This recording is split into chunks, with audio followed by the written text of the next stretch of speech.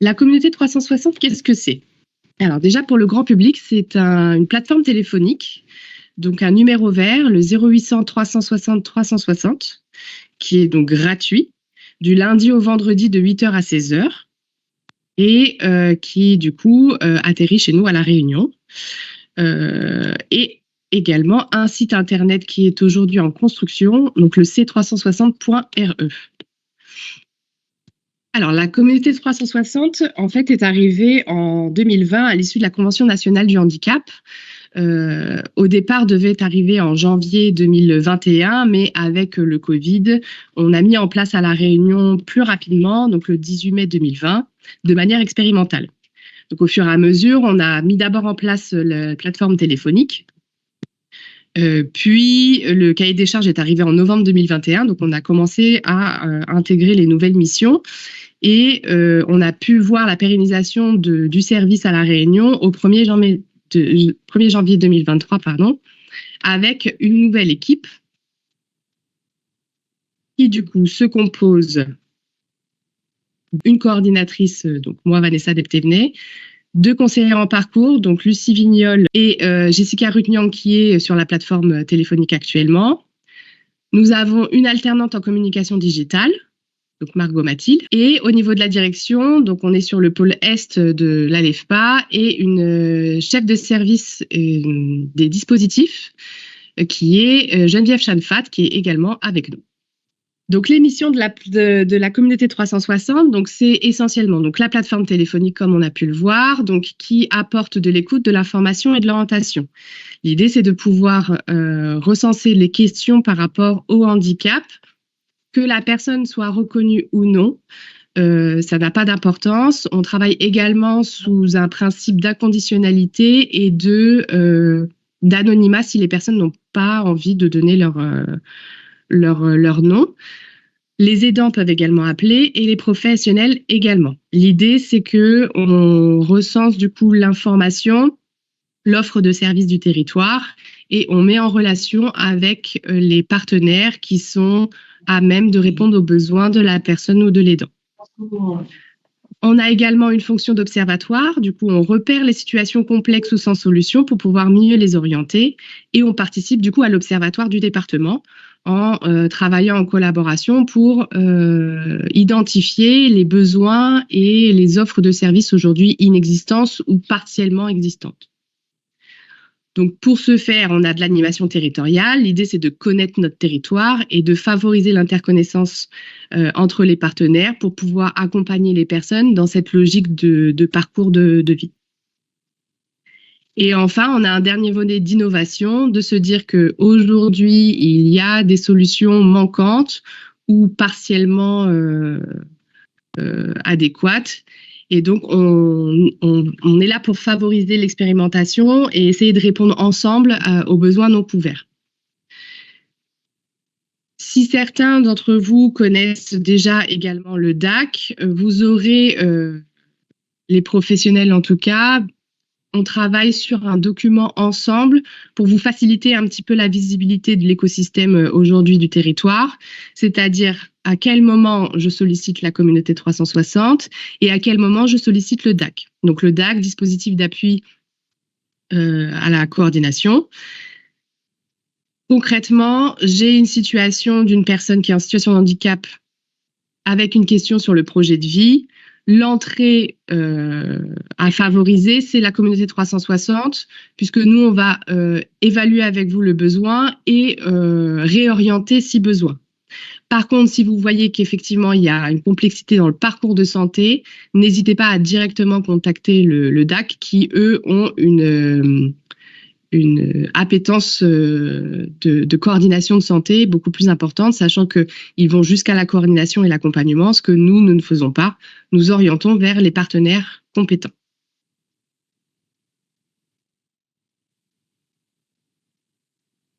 Donc, le pilotage de la communauté 360, donc il y a un comité territorial 2 fois par an qui est coprésidé par l'ARS, le département et la préfecture dans l'idée de veiller à la cohérence des politiques publiques et donc déjà de ne pas refaire ce qui a déjà été fait et puis surtout de travailler en cohérence avec ce qui se passe dans les autres champs puisque le champ du handicap a beau être un champ à part entière, il touche tous les domaines de la vie quotidienne et donc tous les domaines du citoyen. Donc pour cela, du coup, l'idée, c'est de pouvoir avoir un comité territorial qui représente la plupart des acteurs du territoire. Donc vous avez des membres cœurs où vous avez par exemple la MDPH, le département, le GIPSAP, donc les aidants sont représentés, les CCAS et j'en passe. L'idée donc d'une convention d'engagement avec l'ARS, c'est pour bien formaliser donc ce comité territorial et inscrire nos actions. Et les conventions d'adhésion avec les partenaires ont vocation à être signées pour se reconnaître, dire voilà, aujourd'hui, je sais ce qu'est la communauté 360, je m'inscris dans l'écosystème des acteurs pour répondre aux besoins des personnes.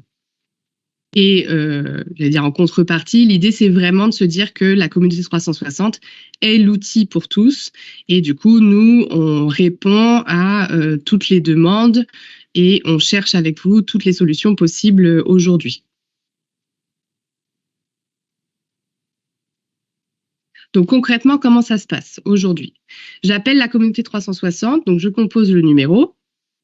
On vous demande d'indiquer votre département et vous allez avoir une conseillère en parcours qui va vous répondre. Donc, je vais vous passer l'audio en fait pour vous montrer comment ça se passe. Bienvenue sur la plateforme du 0800 360 360 destinée à accompagner les personnes en situation de handicap et leurs aidants. Merci de renseigner votre numéro de département à 2 ou 3 chiffres, suivi de la touche dièse. Par exemple, pour les Alpes-Maritimes, tapez 06 dièse. Pour la Corse, tapez 20 dièse. Veuillez patienter, vous allez être mis en relation avec un conseiller.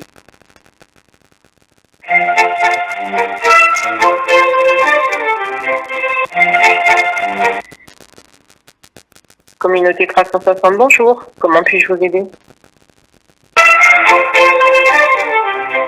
Votre temps d'attente est estimé à plus de 5 minutes. Aucun conseiller n'est actuellement disponible. Merci de nous rappeler ultérieurement. Nous vous remercions pour votre appel. Au revoir et à bientôt.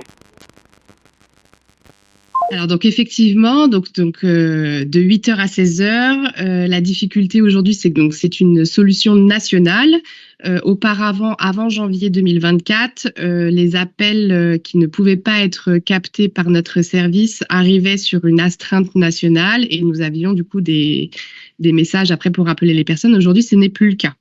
Donc, si nous ne pouvons pas répondre, invitez les personnes à nous rappeler, à insister. Et on n'a pas de répondeur non plus. Donc, si c'est en dehors de 8h, 16h, malheureusement, voilà, ça sonnera dans le vide. Et on demandera, en fait, il y a ce petit message qui dit de rappeler ultérieurement. Alors, pour vous donner un petit peu l'idée de comment ça se passe, donc si c'est une personne en situation de handicap qui nous appelle, donc encore une fois, pas besoin de reconnaissance, pas besoin de décliner son identité, sauf si on accompagne entre guillemets la personne dans ses démarches où on va un peu plus loin et l'identité est nécessaire. Sinon, on n'a pas de vocation à leur demander.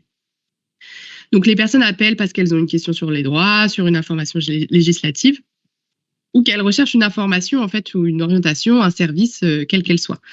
Donc déjà, elle peut consulter le site de la C360.re, même s'il est toujours en cours de réalisation. Elle peut déjà peut-être trouver des informations sur le site. Auquel cas, donc la conseillère en parcours qui répondra du coup à son besoin. Par exemple, une femme âgée de 62 ans à la hache et à la retraite complémentaire nous appelle. Elle a une problématique de logement. Sa situation SDF sortant de prison en attente de versement des prestations. Elle refuse le 115 parce qu'elle est inadaptée par rapport à sa mobilité. Et il y a également une problématique santé. L'idée, c'est qu'on fait d'abord le point avec la personne sur ses besoins et on refait le tour des acteurs présents. Encore une fois, c'est pas, on n'a on n'a pas vocation à aller multiplier les acteurs quand il y a déjà des acteurs présents, et surtout s'il y a déjà un référent, un peu de coordination de parcours d'identifier, on va plutôt se rapprocher de cette personne plutôt que de multiplier encore les acteurs à solliciter. Pour le coup, ici, le lien partenaire s'est fait notamment au niveau de l'accès à des bons alimentaires et des aides financières. Et au niveau de la problématique santé et de la complexité du parcours, la personne a été réorientée vers le DAC. Donc, une fiche saisine du DAC a été faite pour une prise en charge. Et donc, à la suite, nous restons toujours en lien avec la personne et les partenaires si besoin. La personne peut toujours rappeler si d'autres questions lui viennent, et la référence du DAC prend en fait l'accompagnement du parcours. L'idée aussi, c'est de se dire que on est une plateforme ressources, on n'accompagne pas, mais on soutient dans les démarches. On voit que la personne a besoin d'une information, elle est autonome, on lui délivre un numéro de téléphone, une adresse. Les conseillères en parcours vont rappeler sous un délai vu avec la personne pour vérifier si effectivement la solution a pu être mise en place. Si on voit qu'il y a peut-être d'autres freins qui n'avaient pas été évalués, puisque voilà, juste un appel téléphonique, c'est souvent un peu plus compliqué d'évaluer une situation dans sa globalité. Mais si on voit que certains freins en fait apparaissent, on va peut-être essayer de voir les autres besoins ou la nécessité de peut-être agir un peu différemment. Le deuxième niveau un petit peu d'intervention de la communauté, du coup, ça sera soit d'aller à domicile, d'évaluer si l'évaluation au téléphone n'est finalement pas complète, et donc on pourra proposer une évaluation à domicile pour pouvoir orienter au mieux par rapport à tous les besoins et toute la situation de la personne. Et on peut également, si le frein c'est de se déplacer vers un service, c'est aussi de pouvoir accompagner, alors pour rassurer la personne, mais aussi pour favoriser le lien avec le nouveau partenaire. Exemple, on a pu aller avec une personne au CCAS pour être sûr que la demande soit bien comprise, que la démarche du coup soit réalisée dans sa globalité et que le lien entre la personne et le nouveau professionnel entrant dans la situation soit le plus optimal. Ensuite, ça peut être un aidant qui nous appelle. Alors, souvent, l'aidant nous appelle pour l'aider. C'est rarement une question directement par rapport à sa situation à lui. Par contre, quand on commence à poser des questions, on aborde très très souvent, quasi à chaque fois, son statut, sa position et de savoir comment lui est soutenu dans son quotidien. Donc, par exemple, une maman d'un enfant TSA de 7 ans qui nous appelle avec des problématiques de soutien à la prise en charge de son enfant. Il y a de la scolarisation, il y a des notifications, il y a des interventions CESA d'orthophonistes et des plannings d'accueil temporaire les mercredis. Donc, c'est de voir un petit peu qu'est-ce qui coince et entre toutes ces prises en charge, quel est l'autre besoin. On fait le tour, encore une fois, des acteurs présents. Et là, la situation étant complexe et avec un risque de rupture avéré, une demande de PAG avait été faite au niveau de la MDPH, de plan d'accompagnement global, au niveau de la MDPH, et on sollicite l'assistante sociale du CESAD qui est déjà dans la boucle pour pouvoir reprendre avec la personne et son aidant les droits en termes de demande d'IME d'internat. Et comme je le disais, du coup, on oriente vers des solutions de répit-repos, notamment sur le GIPSAP, qui est l'acteur incontournable du territoire. Donc ici, le référent est déjà en place et il y a un soutien de la C360 pour réfléchir à d'autres partenaires si besoin, aider à la réflexion des freins et des démarches à effectuer. Et enfin, les professionnels également peuvent nous solliciter. Alors, pour 3 choses. J'ai une personne qui cherche une solution de proximité, je vais dire un club de foot ou ou n'importe, un service par rapport à un besoin. Il a peu de visibilité sur son territoire, sur son bassin. Il cherche une solution. De la même manière, il peut solliciter le site de la C360 s'il y a déjà la solution. Et puis, il peut nous appeler en disant, voilà, on a tel besoin. Est-ce que vous connaissez déjà quelque chose ? Le deuxième cas, c'est on a une situation, on a un peu le bec dans l'eau, on a tout essayé, on trouve plus de solution. L'idée, c'est pas qu'on a toutes les solutions de nous, mais c'est de se dire qu'on a ce numéro-là où on vient poser un peu les choses et on aide à la réflexion. Et puis du coup, en se posant un peu des questions, peut-être que ça peut débloquer certaines choses. Et puis de la même manière, on peut connaître peut-être des partenaires que vous n'avez pas encore sollicités. Donc ça aide un petit peu à cette réflexion-là. Et enfin, vous pouvez également nous solliciter pour soit apparaître sur la communauté 360, donc sur le site, sur les différentes rubriques, en disant voilà, moi j'ai une offre de service et ça peut intéresser les familles. Ou alors, sur la première page, vous avez un fil d'actualité et vous faites une rencontre, un événement et vous souhaitez le communiquer. Et du coup, nous, on l'affiche sur la première page pour le mois suivant ou pour le mois en cours, pour que les personnes aient accès à cet événement. Donc, un exemple concret, une médiatrice sociale qui nous contacte avec une problématique de transport. Vous en aurez beaucoup, j'en suis sûre. Donc, qui cherche des transports gratuits pour faire des activités artistiques.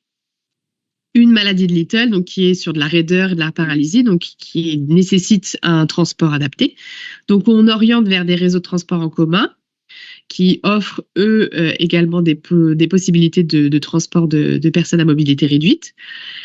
On invite à faire le lien avec les CCAS qui ont souvent, du coup, dans leur service handicap et personnes âgées, des possibilités ou en tout cas des listes de transporteurs. On voit avec la personne si les droits sont ouverts au niveau des passes transport et on a une liste d'associations connues qui peut peut-être potentiellement aller là-dessus, sachant que là, la gratuité, et voilà, c'est à revoir au niveau du projet. Donc, de la même manière, on maintient le contact pour la mise en place de la situation et on soutient dans la démarche si nécessaire, sachant que le professionnel reste le référent de la situation quoi qu'il arrive. Pour vous donner quelques chiffres sur 2023 et vous donner un petit peu qu'est-ce que ça représente la communauté 360, c'est une 50aine d'appels par mois, ce qui représente environ 27 situations. Alors, pourquoi plus d'appels que de situations ? Parce qu'il y a des personnes qu'on appelle souvent, enfin plus souvent en tout cas. Donc, c'est majoritairement des situations qui nécessitent qu'un seul appel parce que je cherche juste une information, je trouve pas le numéro de la MDPH, voilà. Ça peut être souvent ça. Et certaines situations qui nécessitent 2, 3, 4 appels, que ce soit envers la famille ou vers des professionnels.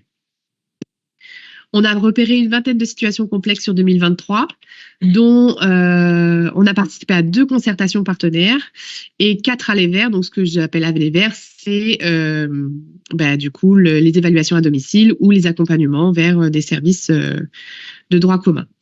J'ai d'ailleurs oublié de bien préciser, l'idée fondamentale de la communauté 360, c'est bien la conditionnalité et surtout de favoriser l'accès à la cité au droit commun. Puisque le médico-social étant notifié par la MDPH, on peut faire le lien avec les services notifiés, mais c'est des démarches, en fait, des procédures auxquelles nous n'avons pas forcément davantage d'appui qu'une personne lambda. Donc nous, on va vraiment favoriser le droit commun. Ensuite, en majorité, c'est des appelants des aidants et des personnes concernées. Et en termes de handicap, on a donc beaucoup de TSA, de TND, mais on a une croissance des appels au niveau des maladies invalidantes et du handicap moteur sur 2023. Et en ce qui concerne les demandes et du coup les orientations, on est largement sur un public adulte et sur de l'accès aux droits, notamment des démarches vers la MDPH qui représentent 38% des demandes par rapport aux démarches administratives. Nous avons des groupes de travail à réaliser du coup par rapport au partenariat. Et nous commençons du coup le premier travail de 2024 le 18 avril, qui se fera sûrement dans l'Ouest et au port. Nous attendons une salle. L'idée de ce groupe de travail sera de travailler ensemble sur l'outil collaboratif qui est le site Internet. Donc aujourd'hui, il est ce qu'il est, mais comme tout, il est perfectible, notamment sur l'accessibilité, etc. Mais surtout de savoir ce que vous voulez en faire. Aujourd'hui, c'est essentiellement un lieu de ressources, mais voilà, l'idée c'est de pouvoir travailler ensemble sur cet outil collaboratif qui est une demande aussi des partenaires, de pouvoir avoir ce lieu de ressources, d'adresses et de portefeuille d'acteurs. Donc vous aurez les invitations à venir.